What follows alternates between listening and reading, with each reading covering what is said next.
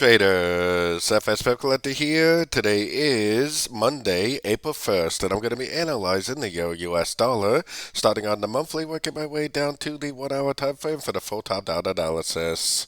So on the Euro US dollar, I still think on the monthly time frame it is going to continue to make those higher highs, higher lows. I do see that it is going down now, but I still think it is going to continue those higher highs, higher lows, eventually go up and take out these highs, and eventually end up all the way up to one of these higher Fibonacci extension levels. So taking it down to the weekly time frame, I'm still very, very clear that this is a wave 1. I still think this is very clearly an expanding flat wave 2, which would make this right here a wave 1 of wave 3. This right here would be a wave 2 of wave 3, and eventually I still think we're going to go up and make that 3, 4, and 5 like I was showing on the monthly time frame. So taking it down to the daily time frame.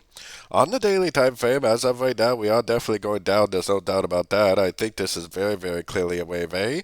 I think this is also 3 waves up, which would make that a wave B. Most likely, we are in a wave 3 of wave C, which I would expect to go down to either the 61.8 or even more likely the 78.6. Probably end up eventually looking something like this. This would be an ABC of 2.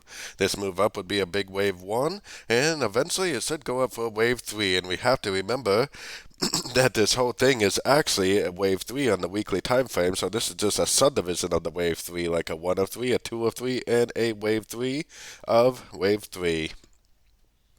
Taking it down to the 4 hour time frame, we've had a lot of holidays. Today is actually technically a bank holiday too for Europe and the UK, so it could be very, very slow again today.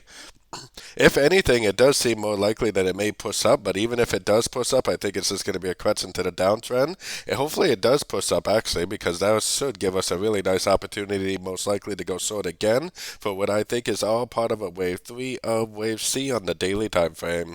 So taking it down to the 1 hour time frame, like I said, today could be very, very slow again. You can see just how slow the market was, especially last Thursday and Friday. If anything, I think it's probably more likely this will drift up and take out that high. And like I said, if it does, that's going to be a very, very clear pattern if it does play out like this. A nice ABC and then a nice break of structure to the downside would be my trade to go short for the continuation of the downtrend.